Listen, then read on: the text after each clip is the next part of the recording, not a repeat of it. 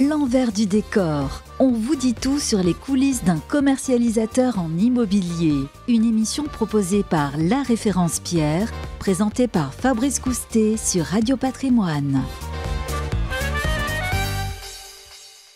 Bonjour, bienvenue à tous, bienvenue dans l'envers du décor, une émission proposée par La Référence Pierre, groupe Isimo. On est ravis de vous retrouver pour un tout nouveau format qui vise effectivement à déconstruire les idées reçues sur l'immobilier d'investissement, neuf ou ancien rénové, expliquer les dessous de la commercialisation, bref, vous raconter l'envers du décor. Et pour ce tout premier numéro, nous sommes en compagnie de Cyril Baudot. Bonjour Cyril. Bonjour Fabrice. Directeur de La Référence Pierre. Oui. Bienvenue, on va tout savoir dans un instant sur ce nouveau format. À vos côté, Christelle Bruno. Bonjour Christelle. Bonjour. Vous êtes présidente chez Foncia Immo Neuf et vous serez notre grand témoin dans un instant. Et puis Fabien Rousselin. Bonjour Fabien.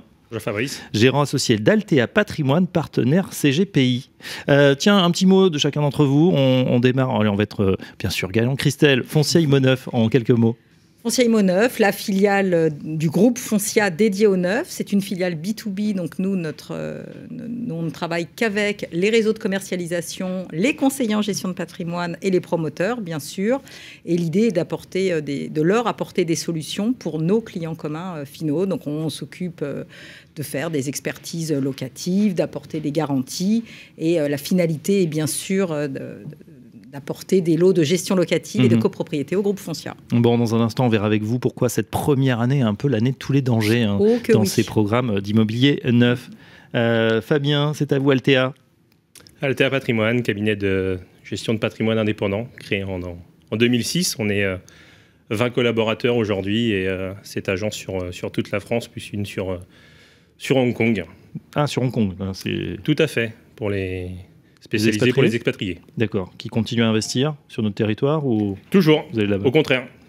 Ah oui, de plus en plus. Très bien. Avec vous, on verra également dans un instant voilà, qu'est-ce qui se passe quand justement on fait l'acquisition d'un programme immobilier, peut-être ces fameux expatriés. Quelles sont la réglementation, qu'est-ce qu'on doit respecter, comment se passe cette toute première année. Et puis vous, dans l'ombre, finalement, quel est votre travail au niveau du back-office. On va voir ça dans un instant.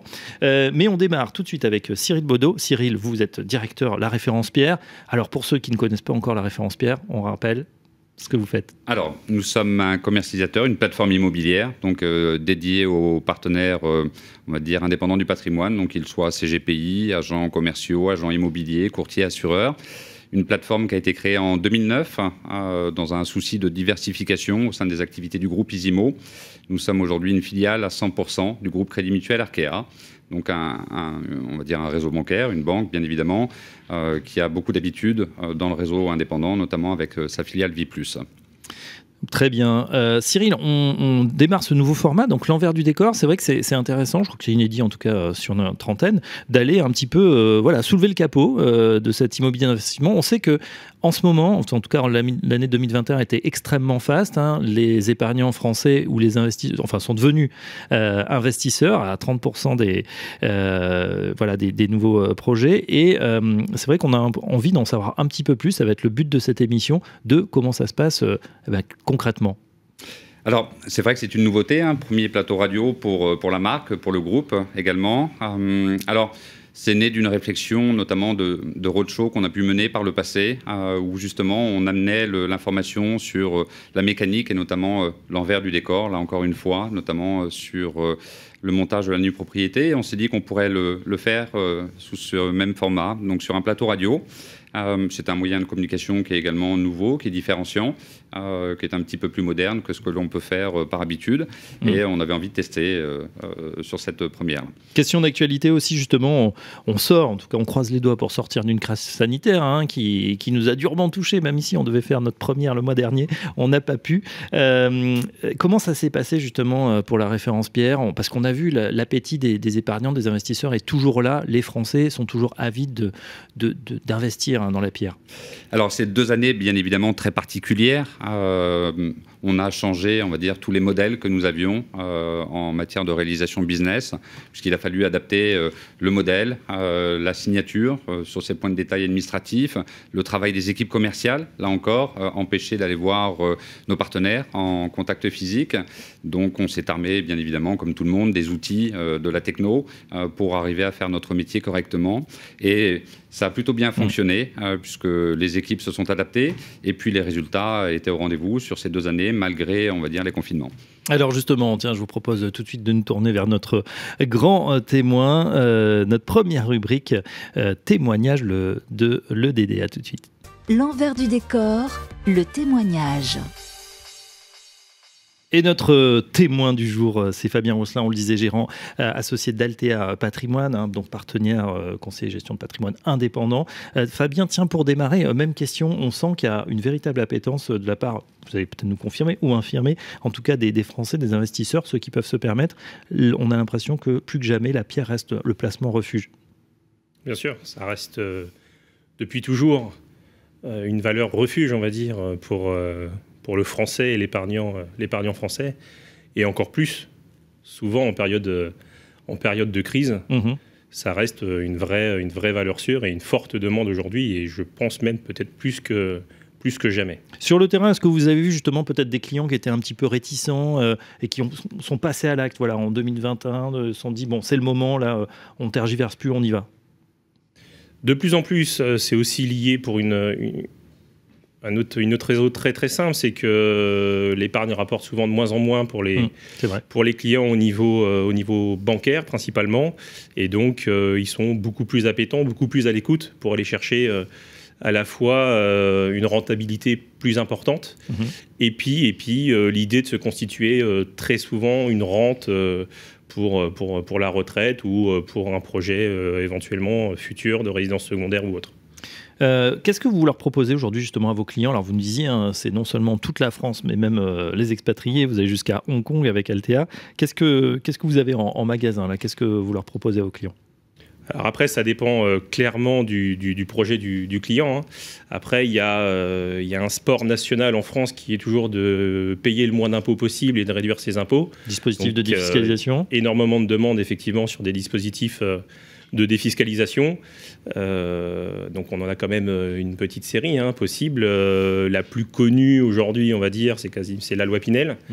La problématique clairement aujourd'hui, et ce qu'on présente nous aux clients, oui, c'est bien aujourd'hui de défiscaliser. La problématique, c'est de trouver le produit qui correspond.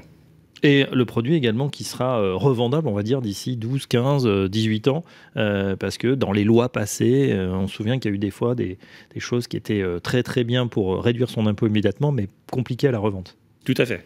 C'est presque notre problématique, surtout pour nous en tant que cabinet de gestion de patrimoine indépendant. C'est qu'on n'est pas là pour faire du one-shot avec nos clients. On construit une vraie relation sur la durée.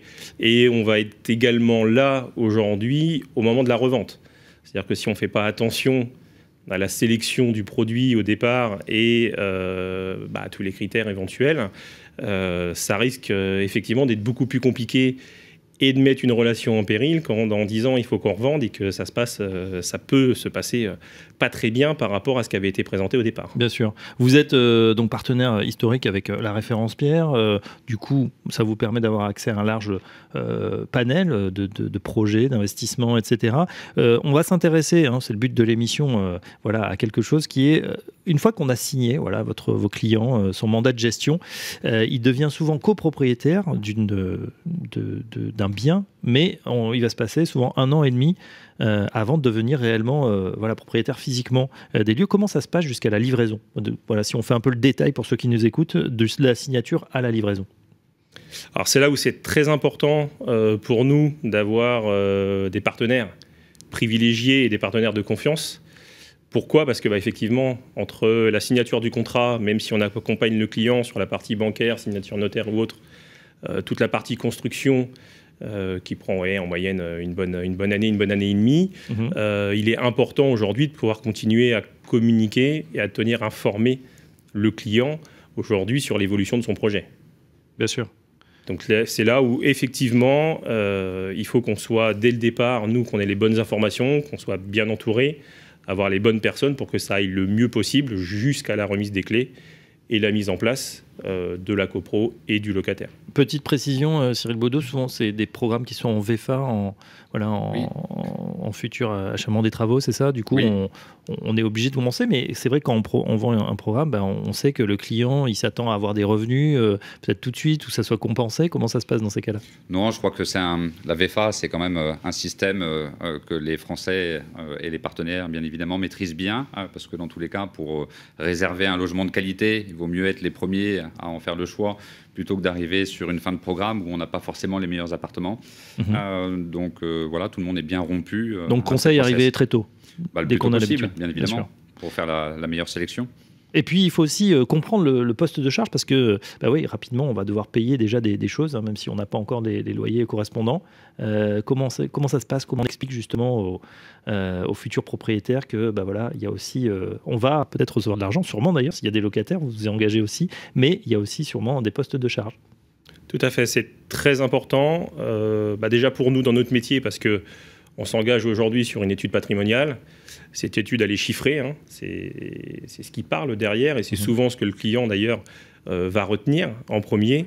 Donc pour nous, c'est très important, pour avoir la meilleure étude patrimoniale possible et la plus fiable, d'avoir les bons chiffres dès le départ et de ne pas avoir de mauvaises surprises. Parce que si déjà on est obligé de revenir sur un projet en expliquant au client qu'en fin de compte, on nous a annoncé qu'un certain montant et qu'en fin de compte, c'est 2 fois plus à la fin... Voilà, le climat de confiance aujourd'hui, il est déjà beaucoup plus compliqué dès le départ à mettre en place. Ouais. Donc c'est là où effectivement c'est très important d'avoir les bons chiffres tout de suite, pas de mauvaises surprises, en étant plutôt, je sais que nous c'est plutôt l'école Altea Patrimoine, mais on est plutôt pessimiste aujourd'hui sur nos prévisions. Comme ça, il y a des bonnes surprises à annoncer. Tout à fait. Il faut mieux que ça parte dans ce sens-là, clairement, pour le client, que de vendre du rêve et que derrière, ça soit pas réalisable, parce que, j'y reviens, mais c'est une relation globale. Bien sûr. Donc, très important. Fabien Rousselain nous a parlé aussi de la défiscalisation au sport national. Les impôts, le choix du régime fiscal, c'est aussi quelque chose, bien sûr, que vous prenez en compte. Vous allez essayer d'optimiser, évidemment, en fonction du patrimoine déjà existant ou en constitution de vos clients. Tout à fait. Il y a plusieurs critères. Les premiers, c'est les projets du client. Ils sont tous différents. On n'a pas toute la même appétence au risque-prix. Il y a des secteurs géographiques, il y a des gens qui ont déjà des idées bien arrêtées sur des villes où ils veulent investir ou des régions. Il y en a où ils n'en ont strictement rien à faire, ils veulent de la rentabilité défiscalisée, etc. On a quand même aujourd'hui des plafonnements de niches fiscales qui sont aussi des freins pour certains investissements. Donc, en fonction du profil du client et de ses projets, on adapte le régime de défiscalisation, bien sûr. Voilà, et puis enfin, le choix du syndic de copropriété, c'est important ? Primordial pour 2 choses. La première, la base, le lancement de la copropriété, avec, si possible, un budget qui est respecté dès le départ pour pas qu'on ait effectivement, je me répète un peu, mais une mauvaise surprise sur la partie chiffrée. Et deuxièmement, pour la valorisation patrimoniale, parce qu'on a parlé éventuellement de revente à la fin de la défiscalisation, ou même de conserver l'appartement à la fin.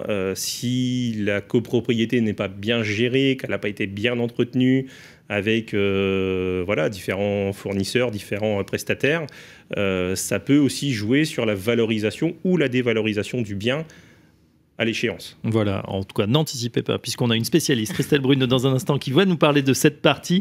Juste en un mot pour conclure cette partie, Fabien, on a bien compris que finalement, c'était tout un travail de back-office assez important que vous mettez à la disposition de vos clients. Voilà, même dans cette année où finalement, on a l'impression qu'il ne se passe rien, mais que le bien est en construction, il faut aussi accompagner dès le jour J, finalement, dès la signature, vos clients. Totalement. Je pense là-dessus qu'un conseiller en gestion de patrimoine indépendant fait réellement la différence par rapport à d'autres interlocuteurs. C'est toujours ce que je dis, défiscaliser c'est bien, sur le papier c'est souvent très beau. La vraie difficulté aujourd'hui, c'est de trouver le bon produit.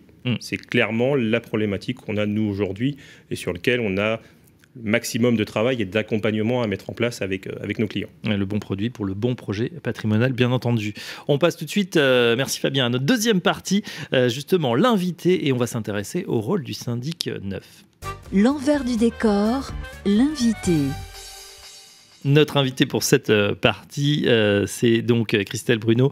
Christelle, présidente chez Foncia Immo9. On parlait un instant avec Fabien justement de cette première année un petit peu clé. Et en amont, effectivement, le choix du syndic qui, nous disait Fabien, est prépondérant. Vous, c'est votre métier. Et pourtant, c'est pas c'est pas une sinécure, j'allais dire, d'avoir ces immeubles neufs. On pourrait se dire, bah tiens, tout est à faire, mais justement, c'est très compliqué. Expliquez-nous. C'est l'année de tous les dangers. C'est l'année de tous les dangers. Et d'ailleurs, force est de constater que beaucoup de confrères se désengagent de ce secteur. Aujourd'hui, nous, on représente à peu près entre 25 et 30% de part de marché sur les immeubles neufs. Pourquoi l'année de tous les dangers? Parce qu'en fait, on est syndic provisoire, puisque la mise en concurrence est obligatoire. Donc, ça veut dire que l'idée de travailler auprès du promoteur le plus en amont possible pour travailler le fameux budget de charge très en amont pour ne pas raconter n'importe quoi à l'atterrissage. En fait, on travaille donc sans être sûr finalement d'être rémunéré, puisque si on n'est pas élu, on n'est pas rémunéré. On relie le règlement de copro. On accompagne pendant les 2 années, 2-3 années de construction, le projet. Et puis en fait, souvent arrive la livraison de l'immeuble. Les copropriétaires sont majoritairement des primo-accédants. Donc ça veut dire qu'ils ne comprennent pas la copropriété. Ils ne savent pas la différence entre un conseil syndical, un règlement de copropriété. Donc il y a énormément de pédagogie à faire. Il faut les accompagner, les rassurer. Souvent, on se dit que si on est syndic provisoire, c'est qu'il y a sûrement des accointances avec le promoteur. Donc, il faut aussi lever tous ces doutes et être rassurant et leur dire que non, on est là pour faire les meilleurs choix. On tient cette première assemblée générale. On met en place les contrats des prestataires. C'est des choses extrêmement lourdes pour être finalement éventuellement mal jugé à la fin si le promoteur est en retard, s'il y a des vices de construction. C'est sur vous que ça va tomber, finalement. Nécessairement. Et l'idée c'est de rester juste entre un promoteur et notre client final. Donc, en fait, c'est effectivement une année où on risque notre mandat au bout d'un an, très, très, très souvent. Ouais, donc, c'est quand même une mission assez précaire où finalement on peut prendre des coups qui ne sont en plus même pas de votre fait. Une question, pourtant, on a l'impression que les promoteurs, ils ont aussi leur structure de gestion, non? Les grands, les gros noms, non? Oui, je ne sais pas si on peut citer les noms. Oui, on peut. On prend Nexity, qui est un très gros promoteur, a sa propre structure de gestion. D'accord. Et pourtant, vous nous avez cité entre 25 et 30% part de marché. Ça veut dire, bon, ça fait preuve d'une véritable expérience. Comment justement vous arrivez à convaincre les promoteurs de vous faire confiance, vous déléguer finalement ce premier mandat de tous les dangers? Alors, je pense que clairement, il y a l'historique. Foncia a 50 ans cette année et la structure dédiée au neuf, 25. Donc, il y a une vraie expertise, une vraie expérience, un vrai maillage territorial. Donc, on a 600 agences en France, donc on est dans tous les territoires. Et puis, je crois que surtout, les collaborateurs Foncia sont des vrais techniciens. Et en fait, on a réussi à s'adapter à tous les nouveaux modes de vie. C'est-à-dire que là, il y a des tas de nouveautés, ce qu'on appelle des espaces partagés, des immeubles en construction bas carbone. Il faut savoir les gérer. C'est pas le tout de dire, quand l'immeuble arrive, il faut être en capacité de savoir gérer toutes ces nouveautés. On ne peut pas plaquer un modèle finalement qui a vécu. Aujourd'hui, il y a tellement de nouveautés, de nouveaux usages finalement. Tous les jours. Que vous devez aussi vous adapter. Les promoteurs répondent beaucoup à des appels à concours dans les villes, où les villes demandent des choses de plus en plus exotiques, et il faut être en capacité de les gérer derrière. C'est pas le tout de dire je vais prendre, mais il faut savoir le faire en fait. Une question, celle évidemment, on doit souvent vous la poser. On voit apparaître de plus en plus des nouvelles plateformes qui visent à ubériser le marché du syndic. Voilà, est-ce que vous subissez leur concurrence sur des immeubles neufs? Alors, donc, la concurrence est saine, Foncia en a pas peur et au contraire, c'est bien et c'est stimulant. Des plateformes, si ce sont des confrères à nous, il n'y a pas de sujet. Si par contre, ce sont juste des plateformes avec des gens qui ne font pas le même métier que nous, qui n'ont pas les cartes professionnelles, là, ce n'est pas des concurrents. Donc, pour parler très clairement sur le neuf, on les a vus arriver il y a quelques années en arrière et eux aussi sont en train de se désengager. Parce que, en fait, il faut de la proximité et de la présence. C'est la première année sur un immeuble. Un gestionnaire de copropriété doit être quasiment toutes les semaines sur un immeuble. Et ça, une plateforme, par principe, n'y va pas. Compliqué. Aujourd'hui, on sait très bien qu'on a une nouvelle RE 2020 qui vient d'arriver, rénovation énergétique, c'était thermique, donc qui englobe un nouveau package, on va dire. Donc les bâtiments sont aussi plus évolués. Ils coûtent bien évidemment plus cher, parce que ça veut dire que derrière, les charges vont être plus élevées. Difficile de répondre maintenant, puisque c'est les premiers permis qui tombent avec la RE 2020. Il y a des chances. Alors, par contre, pour le coup, c'est aussi le boulot d'une société comme Foncia, c'est qu'on a un service maîtrise des charges où l'idée est d'aller tout le temps challenger les contrats et d'essayer de trouver quand même le meilleur contrat, mais ça ne veut pas dire au prix le moins cher, parce que ça serait une hérésie pour le bâtiment, en fait, finalement. À terme, il ne vivrait pas bien. Ça risque d'augmenter un petit peu, oui. Je pense que oui. Et j'ai une dernière question, bien sûr, pour vous, Christelle. C'est chez Foncia, du coup, c'est énorme, cette part de marché, près d'un tiers du marché. Est-ce que, du coup, vous arrivez à conserver, au terme terme de cette première année, vous nous disiez de tous les dangers, l'ordre de grandeur de conservation, c'est quoi ? Non, alors de mieux en mieux, de plus en plus parce que je pense qu'on s'est aguerri au sujet, on essaye d'être plus pédagogue. On en conserve plus de 80%, oui, quand même. Mais on en perd, nous aussi, bien sûr. Bien évidemment. On n'arrive pas à... En tout cas, on est d'accord qu'il y a une totale indépendance par rapport aux promoteurs. Il n'y a pas de rétro-commission de marge arrière. Vous êtes non. Pas chez Foncia, en tout cas. Voilà. On sait que ça a pu être certaines pratiques. Oui, enfin, ça l'est. D'ailleurs, un copropriétaire se demande pourquoi on est syndic provisoire. Alors, en fait, le pourquoi, ça, c'est le travail de la filiale IMO Neuf, d'aller accompagner le promoteur bien en amont, mais c'est pour l'aider et connaître le bâtiment et arriver à cette fameuse première assemblée générale en connaissant l'immeuble et pas en ayant juste fait une proposition de contrat. C'est de donner des petits conseils techniques. Si je vous citais un exemple, des containers à ordures qui sont à l'extérieur de l'immeuble avec des allées gravillonnées, nous, on va aller dire aux promoteurs, alors vous savez, rouler des containers sur des allées gravillonnées, c'est pas le plus intelligent. Et ça sera pas... Et donc, notre boulot, c'est tous les jours d'aller être très en amont pour faire vivre l'immeuble au mieux quand il va arriver en livraison, en fait. Bien sûr. Cyril Baudot, je me tourne vers vous justement pour vous qui voyez tous ces projets passer, vous êtes aussi obligé de vous entourer des meilleurs partenaires.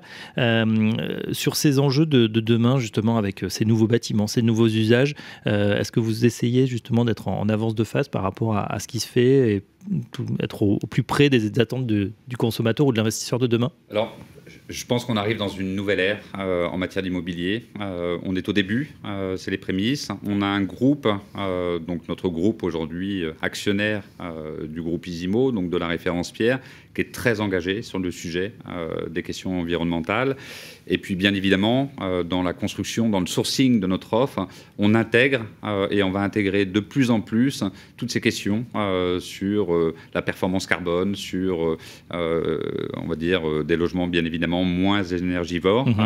C'est le sujet de demain et on est en plein dedans. Et les clients sont demandeurs ou ils s'adaptent finalement ?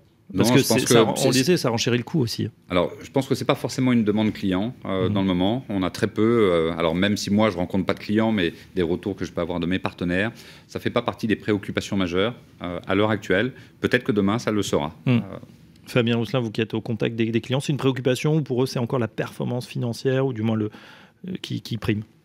Ça dépend clairement aujourd'hui du type de clientèle.